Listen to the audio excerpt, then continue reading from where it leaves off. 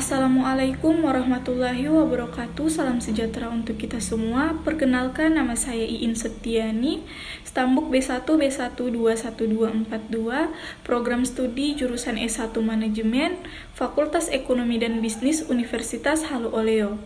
Di sini saya akan mempresentasikan tugas saya, yaitu Maritim dan Ekonomi Kemaritiman, di bawah asuhan dosen Dr. Elianti Agus Mokodompit, SE, MSI, dengan aspek-aspek pembahasan yang pertama yaitu maritim, 2 ekonomi maritim, 3 industri sektor maritim, keempat kesimpulan. Nah, yang pertama, maritim. Pengertian maritim. Maritim berasal dari bahasa Inggris yaitu maritime yang berarti navigasi. Bahari atau disebut juga dengan kata nautical. Dari kata inilah lahir istilah kekuatan maritim, yaitu negara maritim atau negara samudra.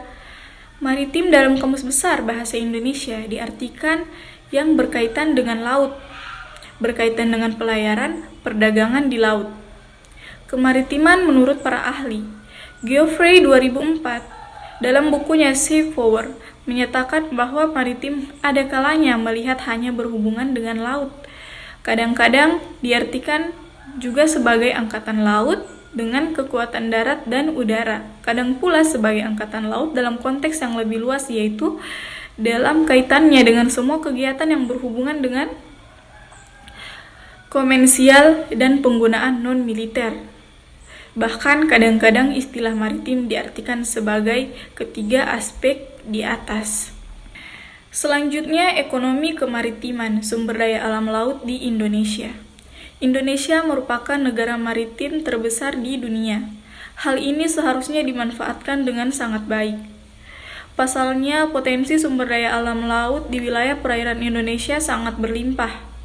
Wilayah laut yang dimiliki 5,8 juta kilometer persegi terdiri dari juta kilometer persegi teritorial dan 2,7 juta kilometer persegi ZEEI, 17.000 lebih pulau dan garis pantai sepanjang 95.000 km lebih.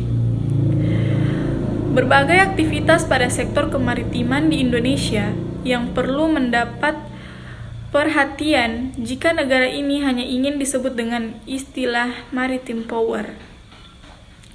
Negara yang menguasai laut, tentunya masyarakat tidak lagi takut dengan mengeluh adanya wilayah asing lebih menguasai perairan Indonesia dibandingkan dengan warga negaranya sendiri. Selanjutnya, sektor-sektor ekonomi di wilayah maritim. Walaupun sifat maritim itu sendiri mengarah pada terwujudnya aktivitas pelayaran di wilayah Indonesia, namun masih banyak aktivitas lainnya yang dapat dikembangkan dan memiliki potensi besar, mulai dari aktivitas lingkungan, kepelabuhan, ruang pekendaraan, sektor perikanan yang sudah tidak lagi. Selanjutnya, industri sektor maritim. Industri sektor di Kepulauan Riau, yaitu pasar internasional saat ini tidak bisa dibendung oleh negara lainnya. Karena kebutuhan masyarakat, kebutuhan teknologi pembangunan, kebutuhan perangkat penunjang pekerjaan, kebutuhan perangkat mesin produksi yang dihasilkan oleh negara tertentu, karena adanya kebutuhan dan negara. Dan terakhir, kesimpulan.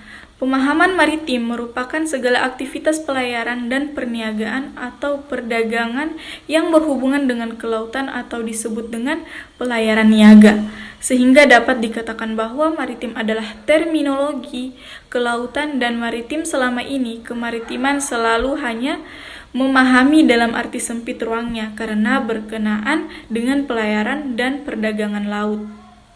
Nah, sekian presentasi saya, lebih dan kurangnya mohon dimaafkan. Saya akhiri dengan billahi taufik wal hidayah. Wassalamualaikum warahmatullahi wabarakatuh.